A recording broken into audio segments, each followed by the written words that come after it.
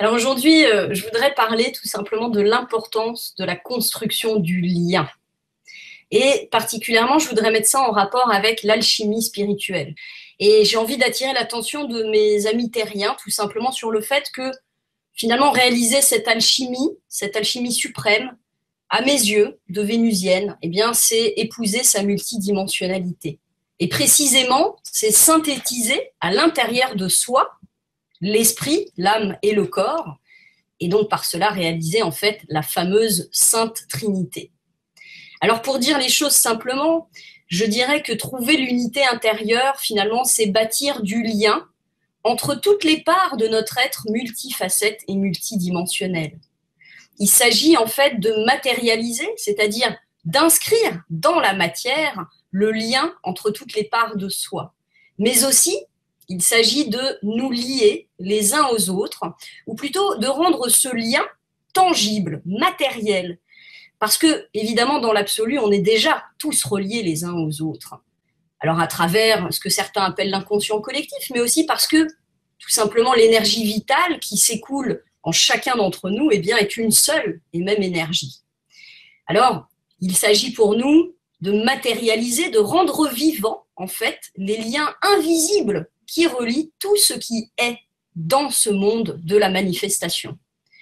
Alors justement, il faut entendre en fait le mot lien, L-I-U-N. Le lien, en fait, c'est ce qui relie dans le monde manifesté toutes les parties de l'un, L'-U-N, qui se sont incarnées ici. En fait, le lien, à mes yeux, c'est l'expression physique de l'amour, sa réalisation concrète en fait dans le monde matériel.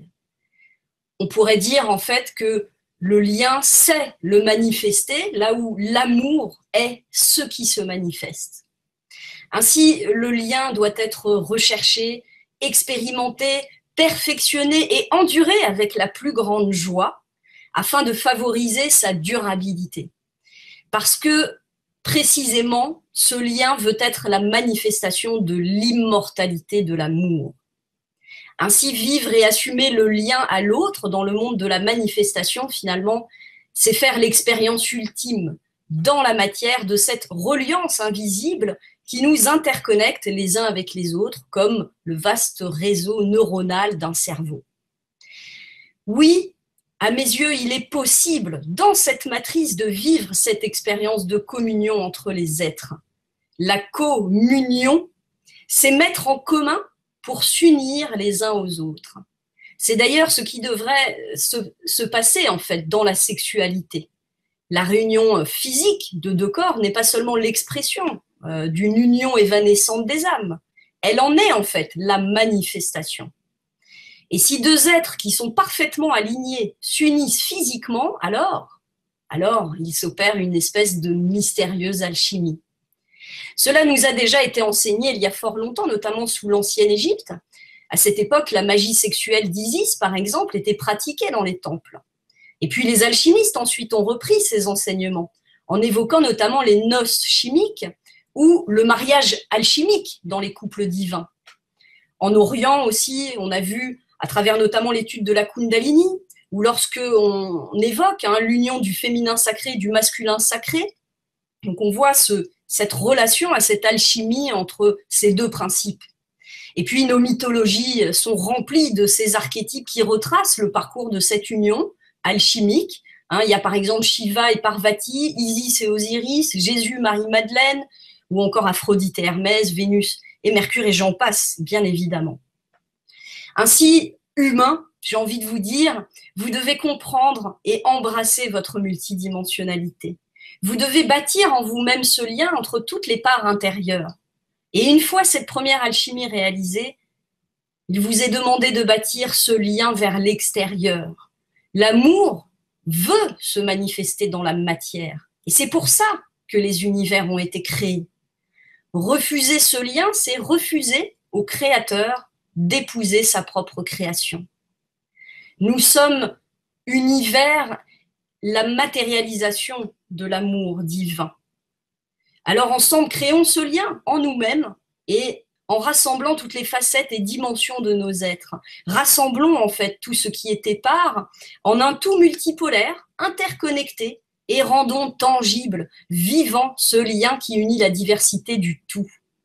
Ensemble, dans la matière, par nos créations, donnons vie à l'amour céleste, incarnons-le dans notre multidimensionnalité. Soyons au service de l'unité tout en respectant la diversité.